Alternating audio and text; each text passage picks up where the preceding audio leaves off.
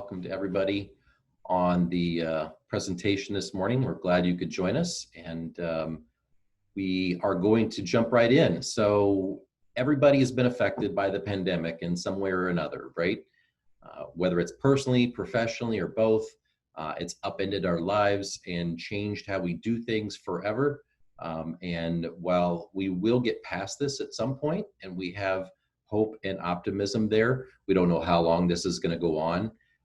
And there will be effects that we feel for many years to come that will change things for forever, really, and even how we do business and how we interact in relationships, both business and personal. So we're going to talk about how inbound marketing and even digital ads can help both sales and HR drive sales leads and also candidate applications, because while some businesses have pulled back on hiring or maybe even had to lay off people, other businesses are actually growing. They have a strong need to still hire more candidates. So we're going to talk about the various ways that digital marketing can definitively help drive leads in both of those areas.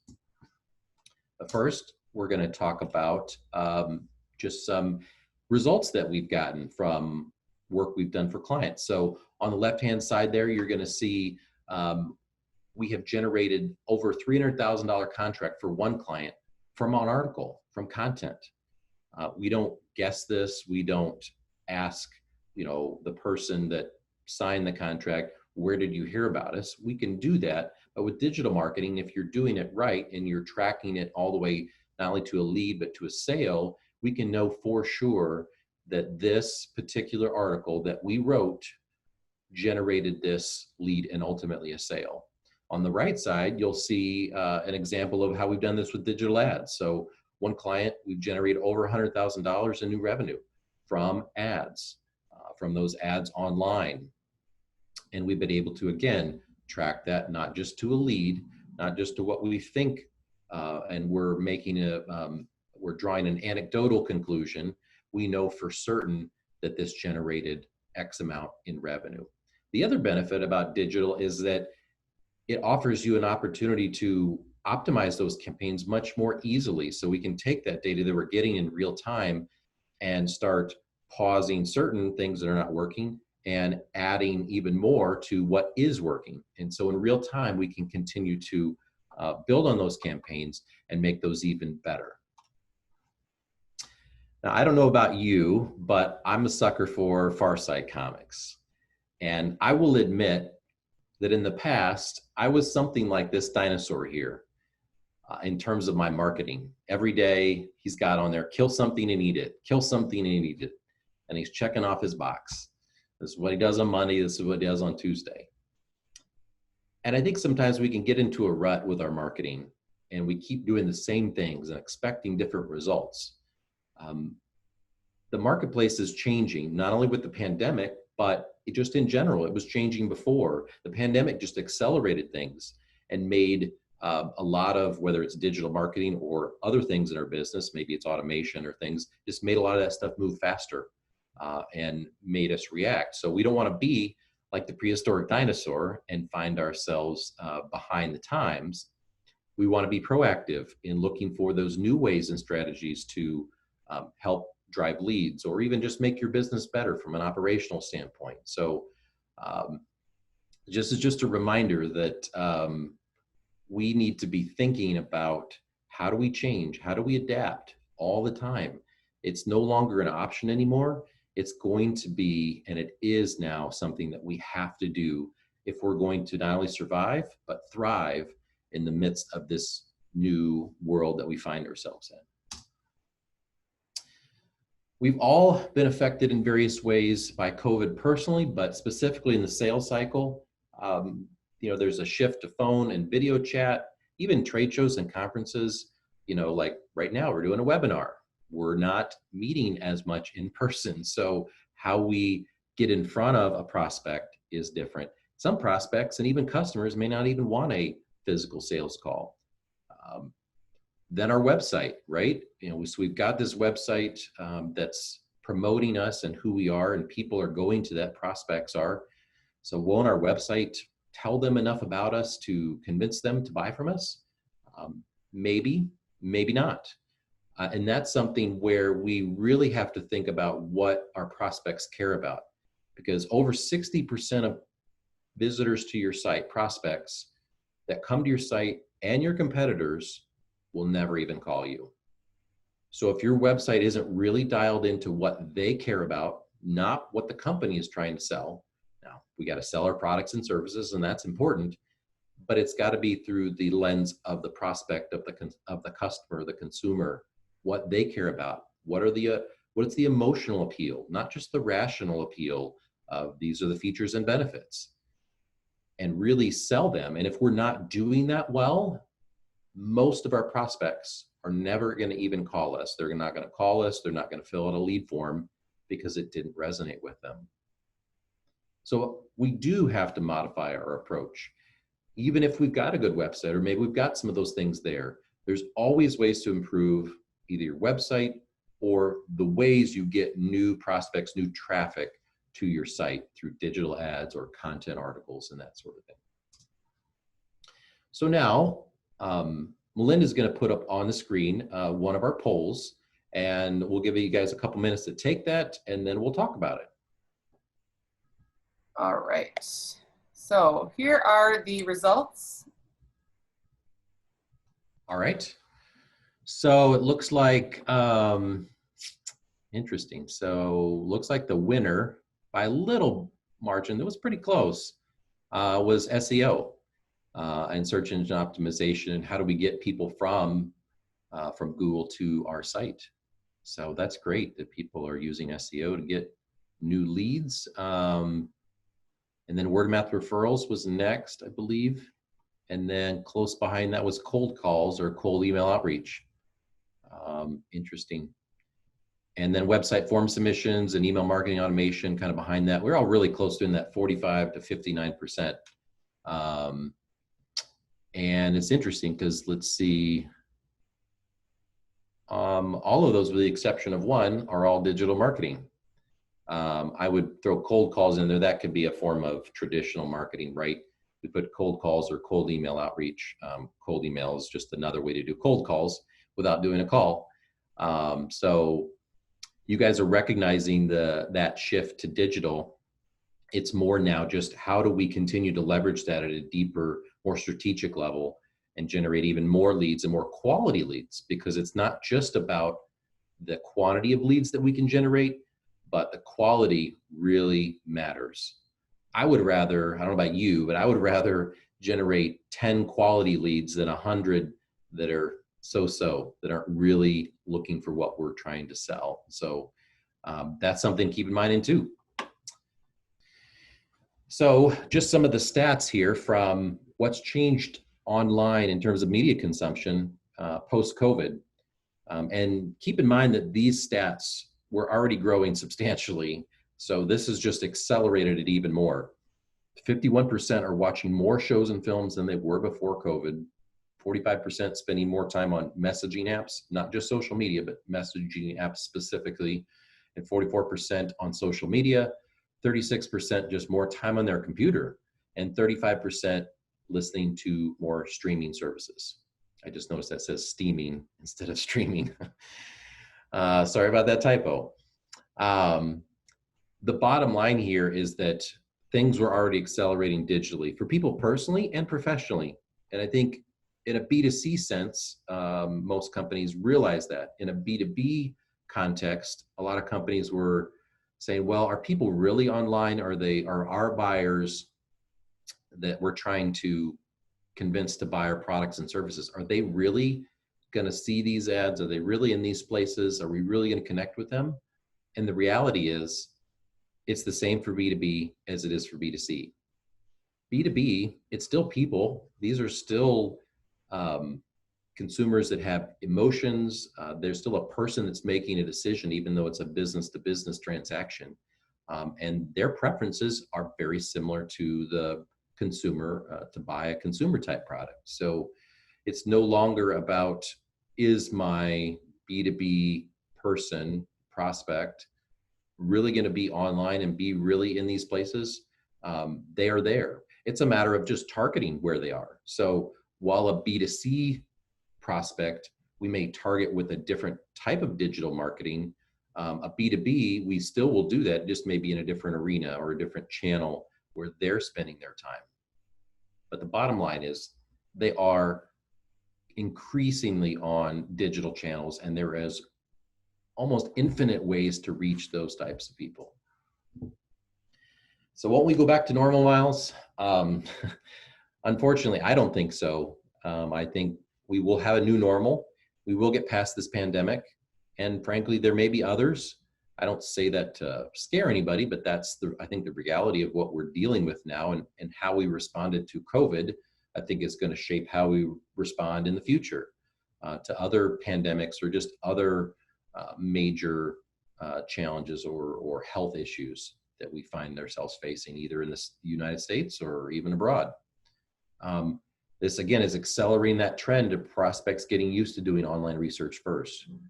More and more people are going to continue to do that. So your website and your landing pages have to be spot on. You've got to dial in your message and really communicate, again, what they care about, not just what the company cares about, but through their lens and what their emotional pain points are, and speak to those through, obviously, your products and services. They're going to retain this preference. And digital has been before the pandemic and will continue to amplify your lead generation and nurturing. So digital ads can bring in new lead forms, so you can run an ad to a landing page and send them and hopefully get them to fill out a form to contact you for more information, but then taking it a step further and nurturing those people through an automation series of emails where, based on what page they came in on, taking them through and sending them maybe one email a week with content, not leading with sales. We're not, people don't want to be sold. There's a place for digital ads, but again, people still, they want to be talked to in what they care about and then be given lots of information about that to the point where they feel like they've made the decision to contact you and start that business relationship rather than they feel like they've been sold. And again, that's just a preference trend that's continuing to grow. People don't want to be sold. They want you to show them information, again, through the lens of what they care about, what their pain points are, and allow that using digital marketing to warm them up and nurture them with those emails to a point where then it's not a cold call anymore. It's something where you've built some trust with them over that information that you've given them that's helped them solve part of their problem. And now they're much more willing to take the next step and actually become a customer of yours. Now, I know what is common in a financial crisis. Most companies, the first thing they do is they cut their marketing budget. It's the last thing you should do. That's like being on a sinking ship and taking your engine and throwing it overboard. It makes absolutely no sense. And while we have to be smart about our businesses, and maybe there are areas we do need to cut, I submit that it's not marketing. Now, maybe we shouldn't be doing marketing that we can't prove gets us results, or we need to pull back on that. But digital offers us the opportunity to move forward and take away market share when our competitors are pulling back. They're the ones cutting the marketing budget. Shouldn't we be the ones taking our marketing budget and doubling down on stuff that we know is working and going into that market, getting more prospects, and again, taking market share away from our competitors? So it isn't about just spending lots of money on marketing. It's strategically reaching your consumer or your prospect where they are with methods that we can track all the way to a sale and we can prove that actually work. There's an old joke that people say is, and I forget who it's attributed to, but somebody said, if I just knew, half of my marketing budget doesn't work. If I just knew which half didn't work, I would cut that. Well, that's changed because we can know, especially in a digital sense, which of those ads are actually working and which ones are not. And in real time, we don't have to wait till the campaign is over. In real time, we can actually make adjustments and optimizations, turn certain campaigns off, turn others on, or increase others that are performing better, and make those modifications on a daily or weekly basis to keep moving that trend line in a positive direction. Now, early in my career, I worked in pest control. I worked for a company called Terminix. And I found out later, the only reason I got the interview with Terminix is because of my email address here. This was my actual email address, gfunkdaddy@hotmail.com.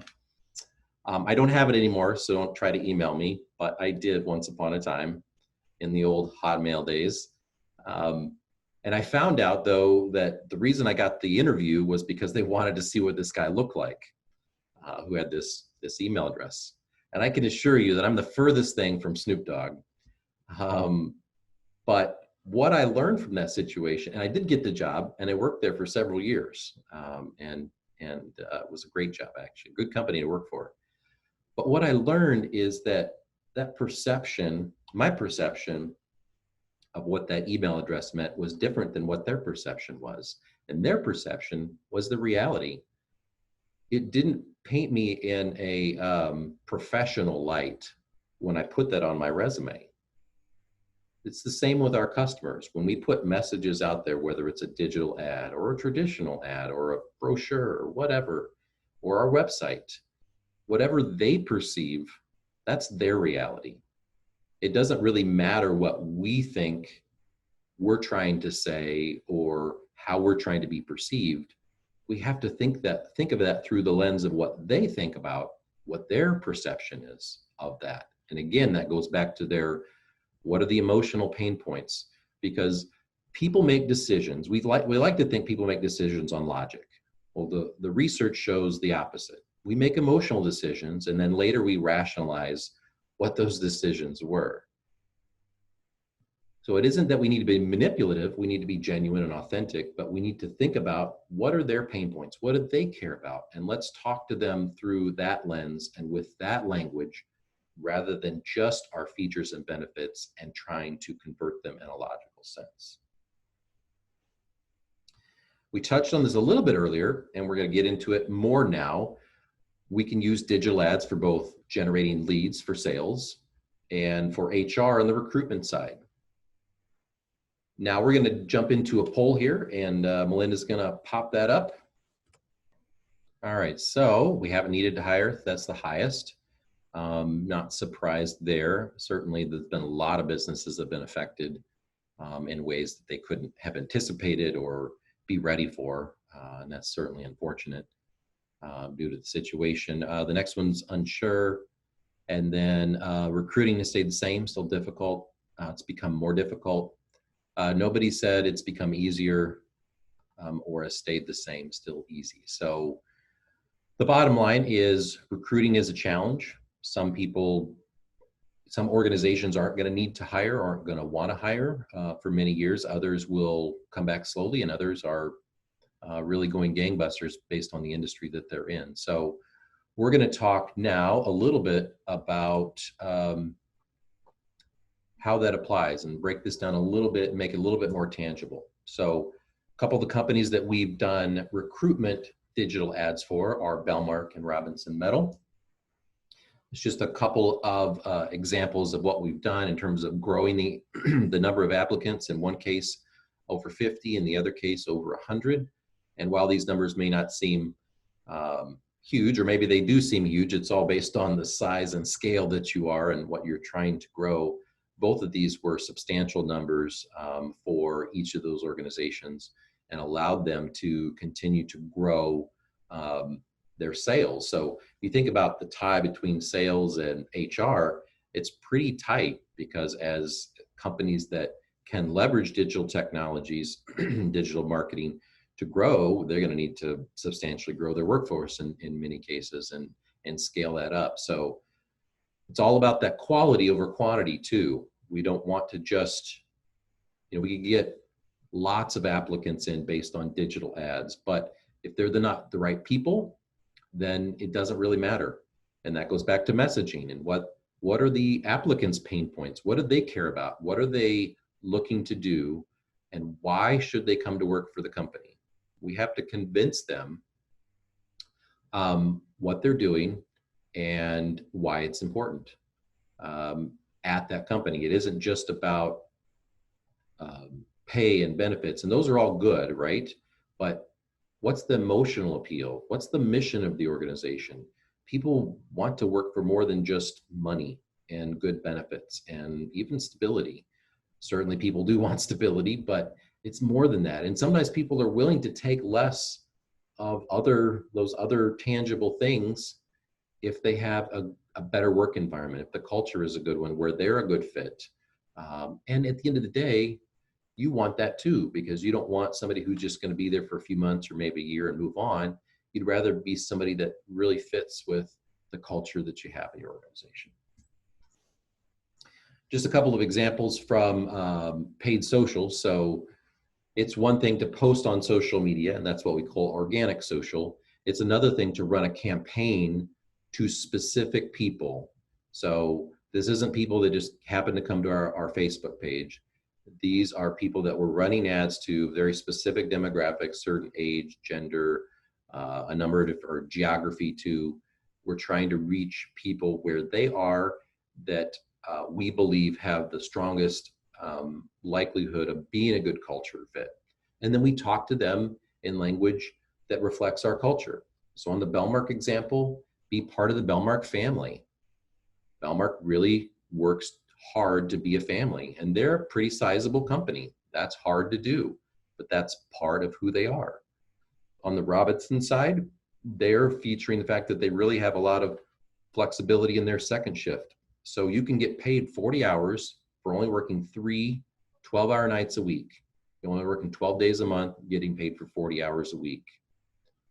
Pretty good deal for certain people. Again, we're trying to target, not everybody, a very specific demographic, psychographic candidate prospect that we believe is a good fit.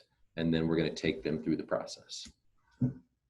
Passive and active candidates, it's ironic that we end up spending 70% or more of our time on the 30% of the active candidates. Those are who are going to job boards regularly. They're actively searching for a job. And sure, are there some good candidates in the active pool? Yes. But there's a lot more that we're not talking to in the passive candidate pool. And if we're just doing the same old job boards and even our own internal company network, we're not getting at passive candidates. And digital marketing gives us lots of opportunities to reach out directly to people who are not actively looking for a job, but have the right skills and talents. And in many cases will be the ideal person you're looking for, and even a better candidate than many of the active candidates are. So again, there are, going back to that prehistoric dinosaur, thinking about new and different ways to get in front of passive candidates, not waiting till they stumble upon a job board to find our job. And that's certainly part of the process. But if we think about 70-30 or even 80-20, the Pareto principle, we need to be spending a greater percentage of our time on passive candidates if they're the bigger percentage of the pool anyhow. Now we're going to shift gears to sales leads. And one way we can reach consumers is through Google Ads. There's lots of other ways to do that, but we're just going to talk about Google Ads for today.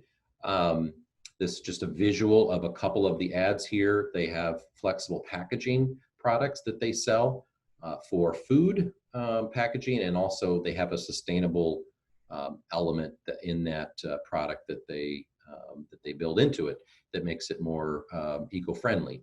So we use these ads here, and as I mentioned earlier, generated over $100,000 in revenue from these Google ads. Again, not just leads, but actual sales, and tracking that down to that. We're also talking here to those people who are searching for sustainable flexible packaging or eco-friendly food packaging. You'll notice we're not just talking about flexible packaging here. This is a very tailored message to that audience, and we're targeting only those people who are looking for eco-friendly food packaging or sustainable flexible packaging.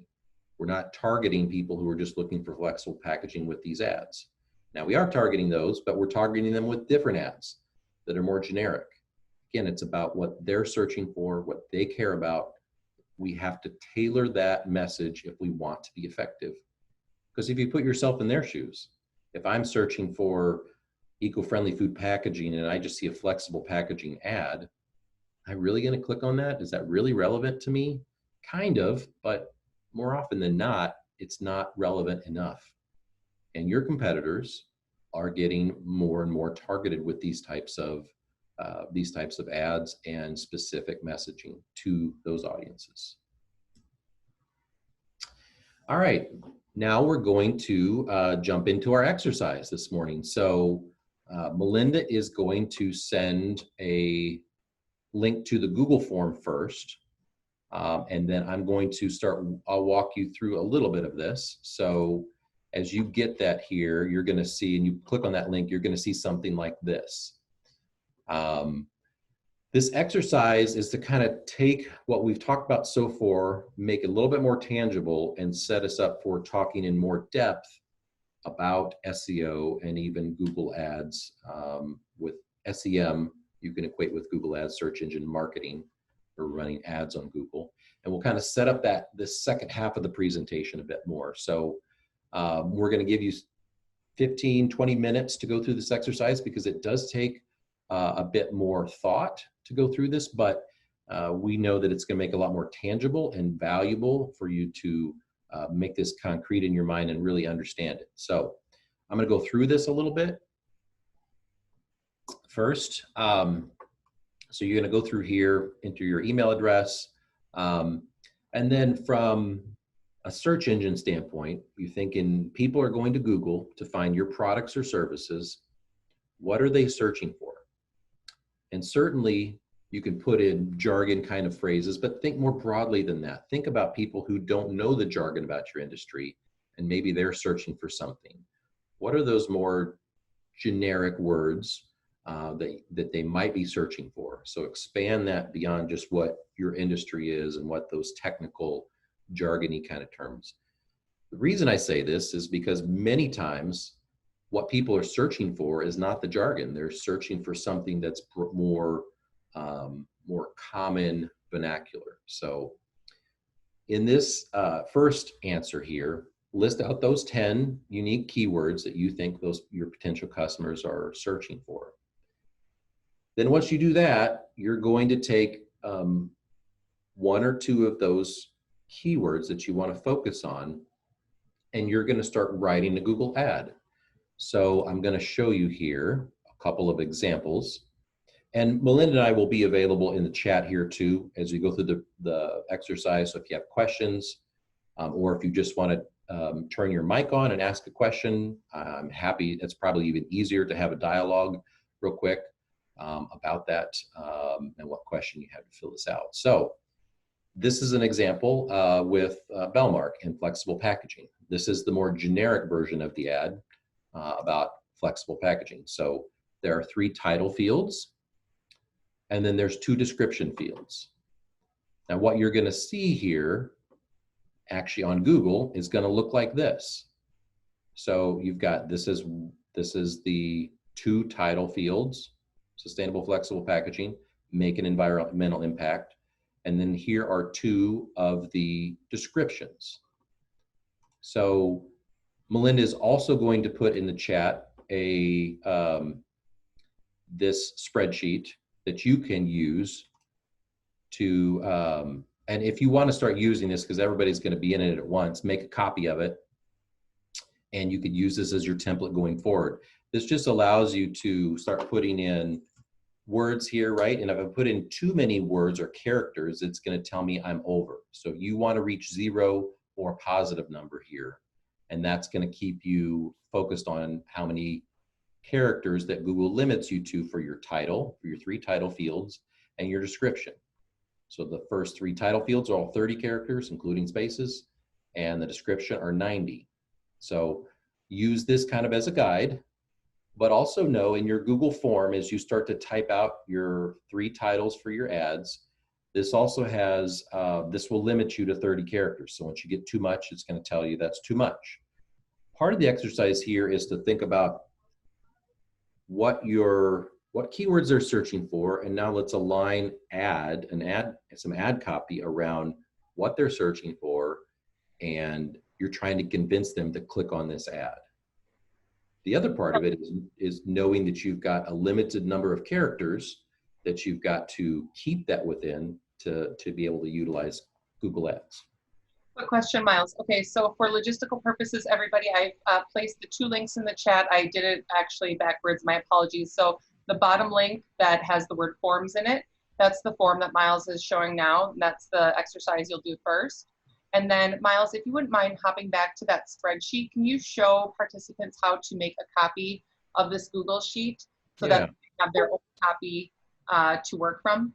So if you just go to File here and make a copy, and then you will need Google Drive and a Google account, a Gmail account or something to do this. So that is one thing you'll have to have.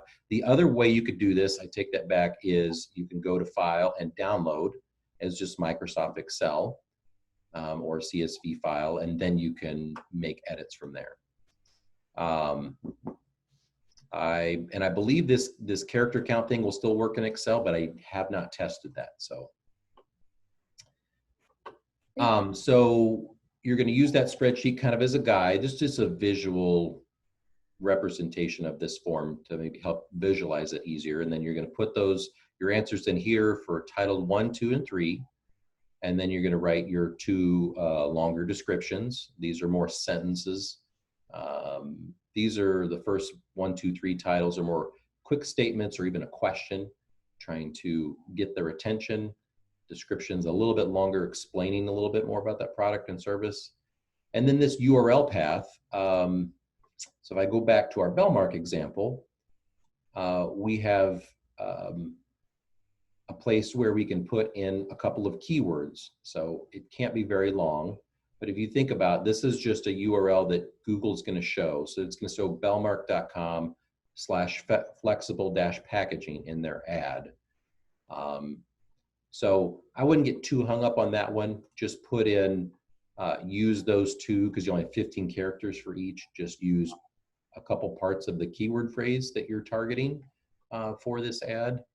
And then, so that's really focused on the Google ad part of it. Then the second part is going to get us into the SEO part of it. So we did keywords earlier about what people are searching for our products and services. Now we want to enter what they're searching for our articles, because those are different. Those are different questions, or different, they're related to our products and services. But this gets us to think about how are people looking for content in our industry around our products and services, because it is a very different approach. And then just list some competitor sites for your product and services, and then also 3 sites that have the best content articles. So these were not necessarily direct competitors, but they're who puts out the best content in your industry. Could be a trades publication or other content sites that you know of that people are going to for information around that. So if we could take about 10 to 15 minutes to do these exercises, and Miles and I are here to answer questions. So feel free to either unmute yourself and ask, or comment in the chat or the Q&A box. We're happy to help as you think through this for your organization. Don't get too hung up on if it's perfect. We're just, right now is a time to experiment, and we realize that everybody's going to be at a different level in their knowledge and their ability in digital marketing. So we just want you thinking about some of these things for your organization and getting some practice with it.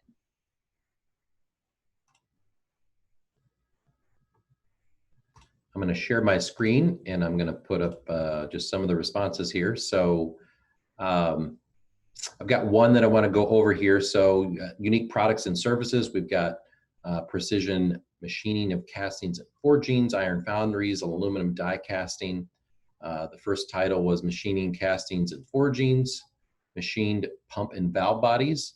I don't know your industry well enough to know this for sure, but perhaps people are searching for the pump and valve bodies separately, and maybe they go together, so maybe this doesn't apply. But if it does, it's just a good illustration where if you've got a couple of different things, you might want to separate them, even though they might go together. People might be searching for them separately. And so if they are searching for them separately, we want to talk about those ads in a different way in two separate approaches there. The other one, your third title will be gear blank machining. Again, if that's a separate thing from pump and valve bodies, we might want to separate that into its own Google ad, which would then have 1 through 3 titles and 2 descriptions as well.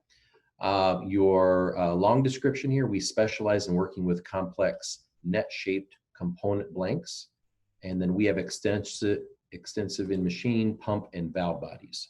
So again, good information here. One of the things you could do to improve upon this is think about what are their pain points and make the fact that you have this extensive experience and specialize in solving some of their challenges and using that language in your ad. So just consider that as well. I think these URL paths are great, great examples here. Valve bodies, pump bodies, you want to keep it simple. And then people are looking for your content articles, machining, castings, and forgings. They're probably, and I would take that a step further. That's a good first step, but what are the challenges they have with their current vendors or their current products? Do they break down at a certain time, or do they need to understand how to repair them?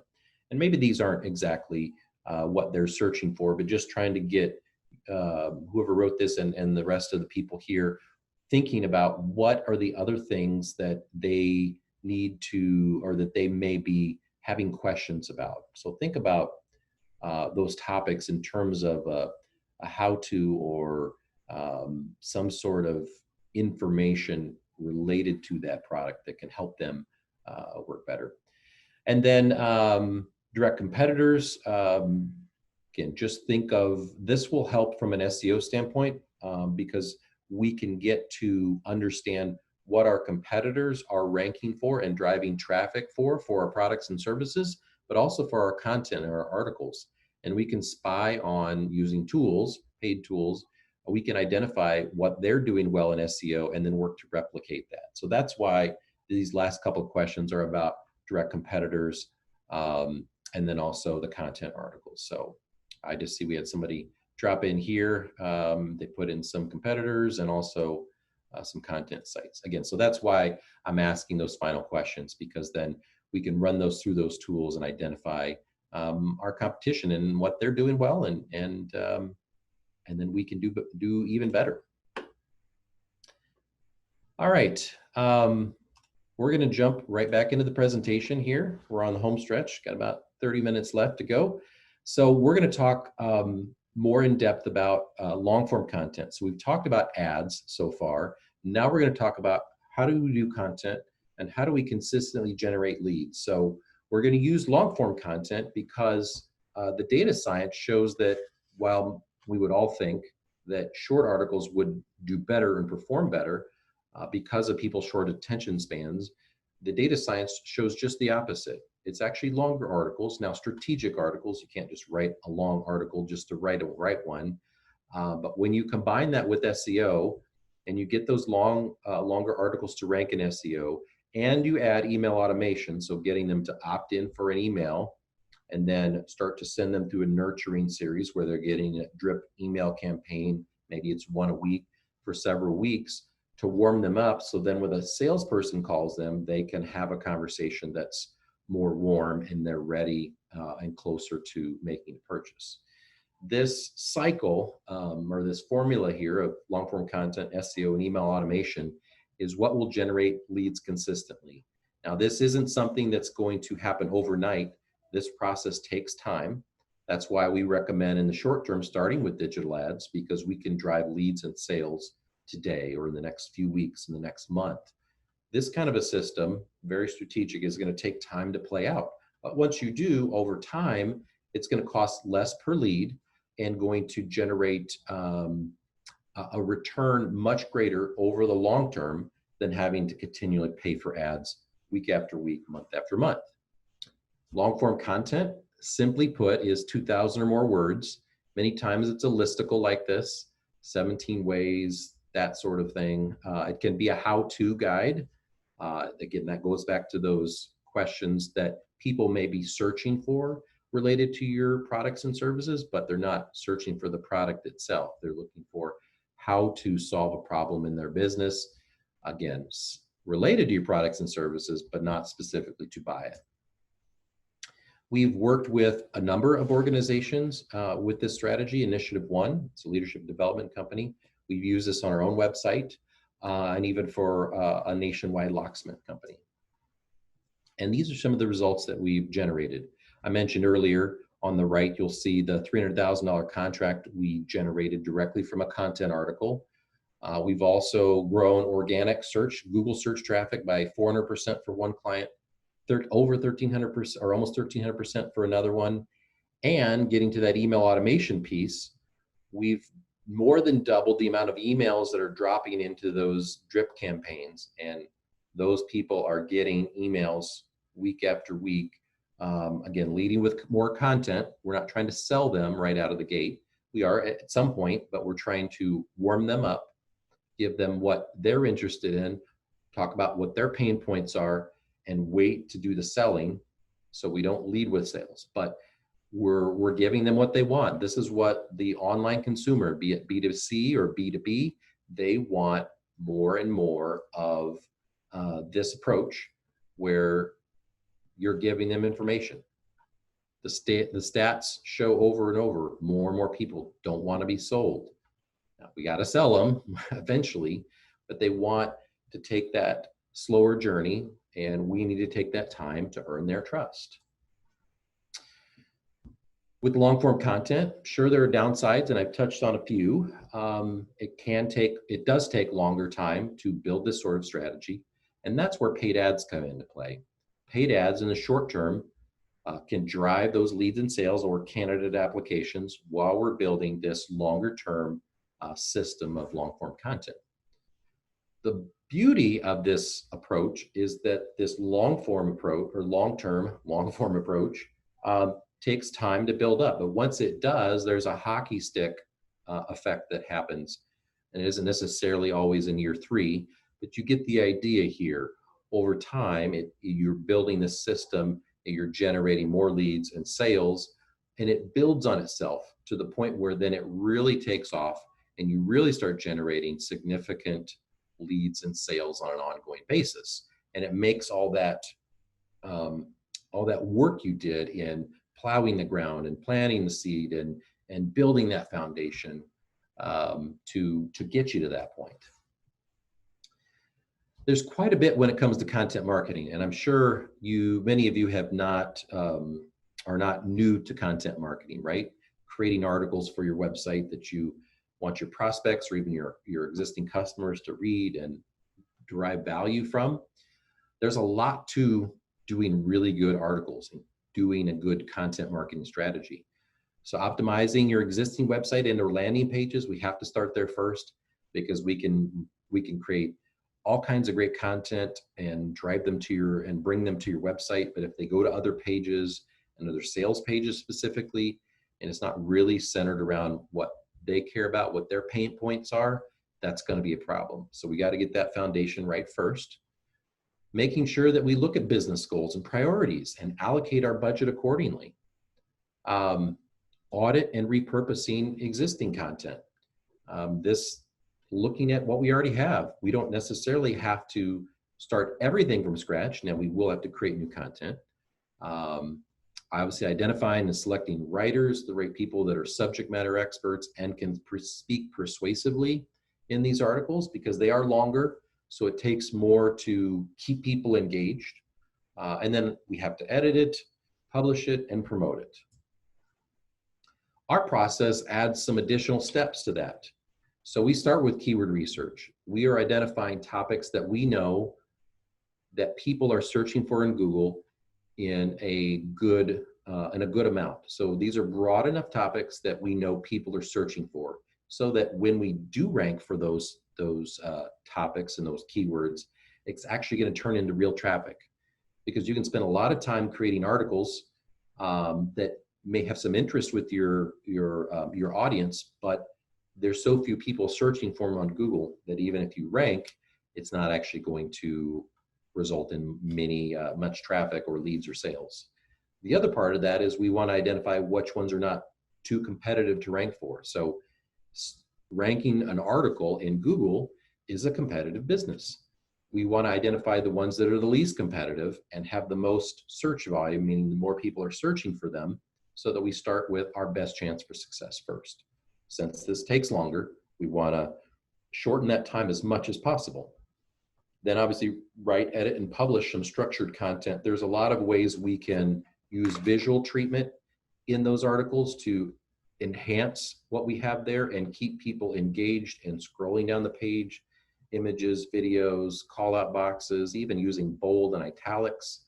And then we have to publish that and make sure that all looks visually really well. This is just our keyword research screenshot of what that looks like, and identifying those topics based on the second column there is search volume, how many people every month are searching for this keyword. And then the final column is difficulty to rank. And then we come up with recommendations for our clients or even our own website based on that keyword research and strategic focus. Now, once we publish that article, aren't we done? Unfortunately not. And I would say fortunately, because we have a great opportunity once we've created this great article, right, to take it that one step further and really distribute it and really get it in front of key influencers. So this is where we often fall down, and I'll admit I've fallen down in this area too. We've spent all this time in coming up with the right topics, writing them, getting them published, getting them on the site, making them look great. And we're like, let's send it up to our email list and put it on social media and we're done.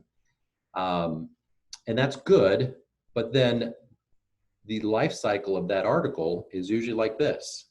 So you get some traffic, you push out your email list and your social media list, and then it goes down and either goes down to very little or dies. The benefit with SEO is that we can make that trend line continue to grow and continue to grow even higher. So higher and higher over time if we keep doing this. So with SEO, there are several things that cause an article to rank in Google, and it's much more complex than it used to be even 5 years ago. But there are still some major ways that we could influence in a legitimate way. So we call these white hat versus black hat. White hat is good, black hat is bad. We don't want to use the black hat strategies, but there are some good ones. And we can build lists of influencers who have already linked to other articles on the same topic.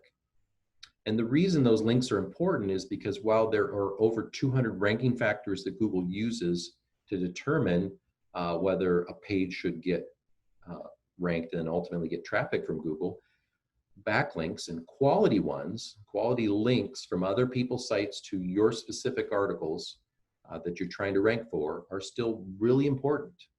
So we have a way to reach out to those influencers who we know have linked to an article on that exact same topic.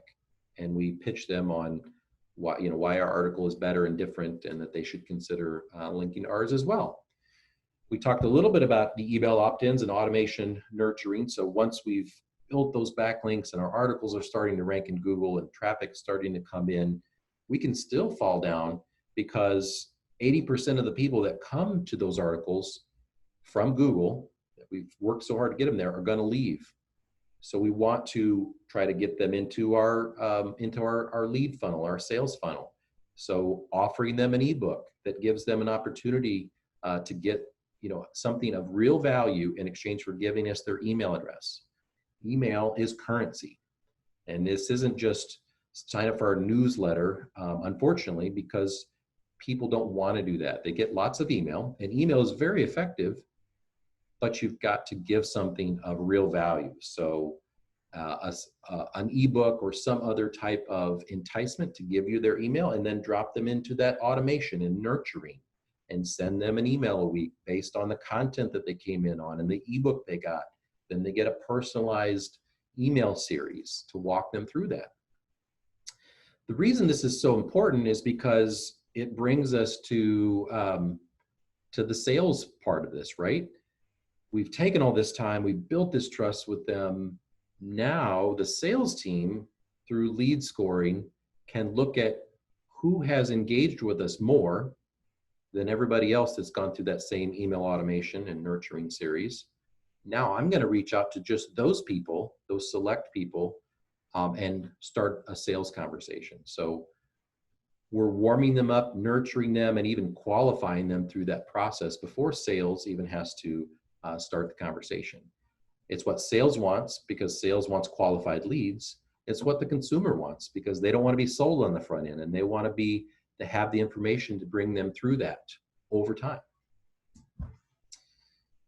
Just a quick visual on what that influencer email outreach looks like. So we reach out to those really targeted people we want to give us a link to our article, and we have to tell them, hey, we saw that you linked out to this article over here on this topic, and here's why ours is good, bad, or different. Would you consider linking to it? And this is just a great way to jumpstart links to that article, which you want other links to come to those articles, and they will.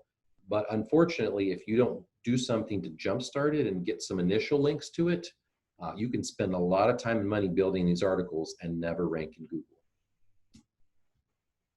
Email opt-ins and nurture series. So in that long-form content that you have people coming from Google from Google to this article, you want to put in these email opt-in boxes.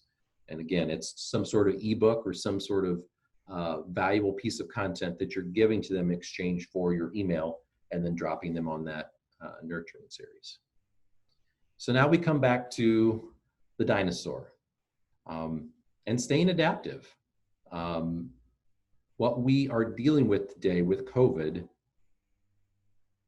these wheels were already in motion pre-COVID. It's just that COVID accelerated those.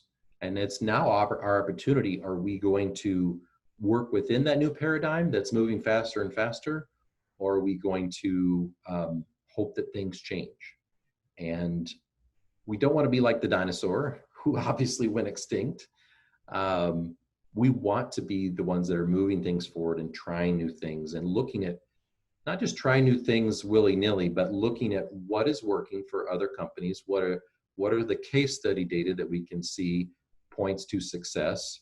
And let's try those things for our organization, be it to generate leads for sales or on the recruitment side. And this is an opportunity for all of us, including me, to continually rethink what are we doing? What do we need to do differently? How can we improve these things? And it's going to be vital to our success, our professional success and our jobs, for our organizations moving forward. And we just can't afford to sit back and keep doing the same thing and expecting that we're going to have good results. So with that, we're going to open up for Q&A here. Thanks, Miles. We did have a question come in throughout the presentation, so we'll start with that question that's in the chat. If you all have questions, please feel free to either type them in the chat and I will field them to Miles, or feel free to unmute yourselves and ask yourselves. So this question is from Pete. Pete asked, what ways do you use to build relevant email address lists to target interested buyers? Yeah, great question, Pete. So there's a couple of different approaches. I want to outline those first before I answer your question. So there's the cold email outreach approach, and there's the opt-in email outreach or opt-in email approach. So the cold email outreach is not spam. It's building a very targeted list of people that you want to reach out to, that you're going to, for a short period of time, you're not going to indefinitely add them to your email list and send them stuff all the time. You're going to send them usually 3, 4, maybe 5 emails, all about content. We're not trying to sell them at all. We're just trying to talk to a very targeted group of people that we believe could be interested in our products, and lead with our content and start the conversation. So that's the cold email approach. And there are ways to build those lists. There are tools that you can use like hunter.io or some others to find those lists and build those lists of people. You can even use portals like Upwork. We use people on Upwork in the Philippines to help us build those lists of targeted, very hyper-targeted, titles and industries and even company names and stuff, where we're really trying to target a really specific group of people with, again, information. So content, webinars, and again, through the lens of what they care about. On the other side, the opt-in email approach, and that cold email, that's a more near-term likelihood of generating some leads and sales today. The email opt-in approach is part of what we were talking about with content. So we have to create good content so that people come in from SEO, right? And then we get them to opt in by offering them an email or a PDF ebook or something like that. And then we drop them in a nurturing series. Now we have their permission to email them on an ongoing basis. And we can continue that conversation, and we can still lead with content, but we can more actively sell our products and services throughout that, unless they unsubscribe, obviously. So I hope that answered your question, Pete. If it didn't, ask another question there in the chat. Thanks, Miles. Yes, and if there's part of the question or anything that you think of post-webinar that you want us to follow up on, definitely feel free to reach out. We'll be sharing the recording and some other items via email in the coming days, so feel free to respond to those. Pete says that helps. Thanks. Wonderful, Pete. Any other questions from anybody on the webinar, whether you would like to share them out loud or type them in the chat? We'll give just maybe a minute for you to get those questions out. Otherwise, we'll wrap up here. Did anybody have any questions too about the exercise? So be good opportunity. I know that was a lot to go through in a short amount of time, and certainly feel free to use that after this session here and go through it again. But if you have specific questions that we can talk through, I'd be happy to do that. And if we don't get any more questions too, I can look at a couple of other examples that maybe are results that came through. We can take a look with the remaining time we have. Pete asked, how do you keep URLs to 15 characters? Okay, so what this URL is going to look like. So this is just the URL that Google is going to show. So that it'll look like, I'm just going to grab this and put this over here. So this one here on the screen on Google is going to look like, oops, dash. So this is just what they're going to show visually, because they have a limited amount of real estate on their ad. When you actually click on the ad, you're going to go to this page. So the actual URL. So that 15 character limit for those, Pete, to your question, is just about two things: a limited amount of real estate that Google has, but also you're trying to make that masked URL, if you will, relevant to the keyword that the people are searching for and that you're using to help guide your ad copy as well. So if we go back here, compromising on your career, they're trying to hire assemblers, welders, painters, more job stability. This is all about that, and they have manufacturing jobs is the main thing that is the broad category that they're hiring for. So that's why we're using that in the URL. I hope that made sense. If it didn't. Miles, can you talk about possibly using Bitly as a resource to shorten links, and if that's effective in the keyword aspect of the URL? Yeah, so for Google Ads, you don't want to do that. You want to use your actual URL and then the URL path that they're going to use to display on there before people click to your ad. But in general, you can certainly use shorteners for other URL shorteners like Bitly. There's a few others too for various marketing materials, especially if a really long URL and you're trying to maybe throw it on a social media, and maybe it's just not just to shorten it, but Bitly can be used to track the clicks on that particular link. So maybe you want to just track a specific effort that you're doing. You're sending people to a certain page, and you just want to see how many people are clicking and engaging with that. You can use that as well for that purpose. Thanks, Miles. Any other questions from anybody before we wrap it up this morning? Miles and I were joking before the presentation, we need like elevator music for moments of silence. If we don't have any questions, I'm going to just pull up the other example, the other response from the exercise earlier for the time we have balance here. We've got another person here, and their products and service keywords: clean room, building contractor, general contractor, green construction, commercial contractors, union, local contractors. So they're focusing on the green aspect of things. So their title of their first ad copy is Green Buildings Cost Less, Sustainable Building Features. I think these are great. This is a great way to highlight the fact that you are green, but what does that do for the prospect, for the person who's reading this ad? So great job there.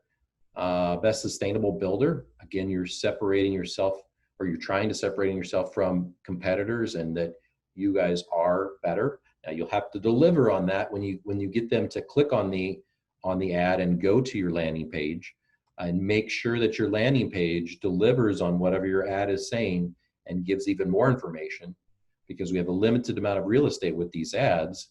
We want to make sure that the ad sells the click, so that gets them to click, and then the landing page sells them to do whatever next action you want them to take, whether that's to fill out a lead form and contact, get somebody to contact them, or to opt into your email by giving them a PDF or white paper or something.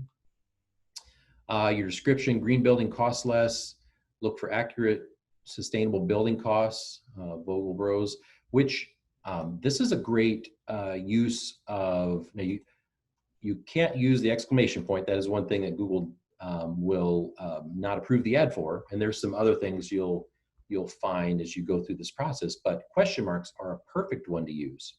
So research shows that this gets people to think in a very different way when you ask them questions. It gets them curious. It gets them out of their normal thought process, as opposed to just a statement. So you can't have all questions in your ads, but using them strategically to get them to think about that will encourage them and make them more likely to click on your ad than just statements alone. So forgive me if I'm not saying this right. Vogel Bros, brothers, your green building design and construction experts. And then you've got just the URL here, URL path. And then on the, looks like you've got, similar to the keywords before, green building, LEED certified, interesting. There's probably more keywords around this idea around both green and LEED certified that people are searching for. And then, yeah, you've got some competitors and also other sites that are writing content. And there are tools that you can use to look at these competitors and see how they're ranking in Google and what articles they're actually generating traffic from. So I'll give you a couple of those. SEMrush, it's a paid tool. I think both of these have like a free trial. So SEMrush and Ahrefs, Ahrefs.com. Both of those are tools that we use to look at other keywords to see how many people are searching for them and how competitive they are to rank for. And then we also look at actual competitors, whether it's a content site or actual competitor site. And then we can drop those URLs, those websites, into these same tools and see how they're doing. And we can see what articles they're ranking for, what products and service pages they're ranking, and how much traffic they're driving. So These tools are incredible resources to identify how other people are doing and use that to our advantage to build our own strategy and plan around both ads and content. Thanks, Miles. I typed, if you are a visual person, I typed the names of those tools in the chat really quickly before we say goodbye this morning. If you want to write those down, SEMrush and Ahrefs. With that, I will thank you all for joining us. Really appreciate you spending some time with us this morning. Hopefully you learned something new or something that made you think differently. Don't hesitate to follow up with us if you have additional questions or want to dive deeper into anything we shared today. Also want to thank WMEP for having us. We appreciate the opportunity to work with them and speak. I do want to open it up to the folks at WMEP if they have any announcements or any parting words that any of our friends at WMEP would like to share. Otherwise, we'll send you on your way for the day. It's Marie Manshine. Just wanted to thank everybody for attending and fabulous information, and go forward and find some leads. That's the goal, right? Thank you, Marie. Wonderful. I'm sorry, Miles, go ahead. No, I was just going to say, just echo what other people said about thanks for attending. And I genuinely hope this was valuable and helped you on your lead generation journey. Wonderful. Have a great day, everybody. Bye. Bye.